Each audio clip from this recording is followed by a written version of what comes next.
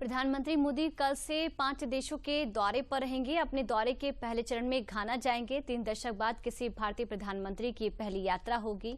प्रधानमंत्री के दौरे से द्विपक्षीय संबंधों को एक नई गति मिलेगी। 1957 में उप सहारा क्षेत्र में आजादी पाने वाला पहला देश घाना गोल्ड कोस्ट के नाम से जाना जाता था। सोना, कोको और तेल जैसे संसाधनों के बल पर यह देश तरक्की कर रहा है। घाना की राजधानी से देखिए खास रिपोर्ट।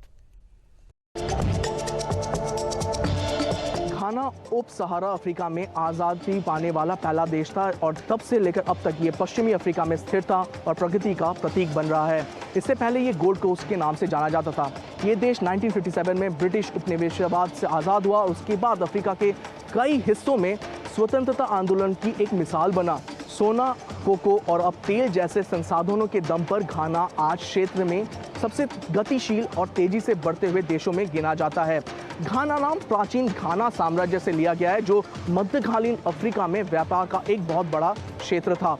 घाना का आधुनिक इतिहास समृद्ध और जटिल रहा है। सन 1700 के दशक में शक्तिशाली अशांति साम्राज्य के उदय से लेकर ब्रिटिश कॉलोनियलिज्म तक इसमें कई उतार चढ़ाव देखने को मिले। 1957 में क्वामा नक्रुमा के नेतृत्व में घाना को आज़ादी मिली, जो बाद में गुटनिरपेक्ष आंदोलन के संस्थापक नेताओं में भी शामिल हुए।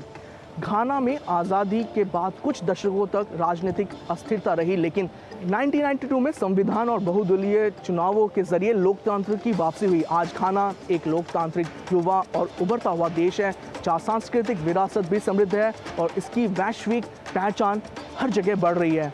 घाना की यात्रा संघर्ष, गर्व और संभावनाओं की यात्रा है, जो अफ्रीका की उम्मीदों की एक मिसाल है।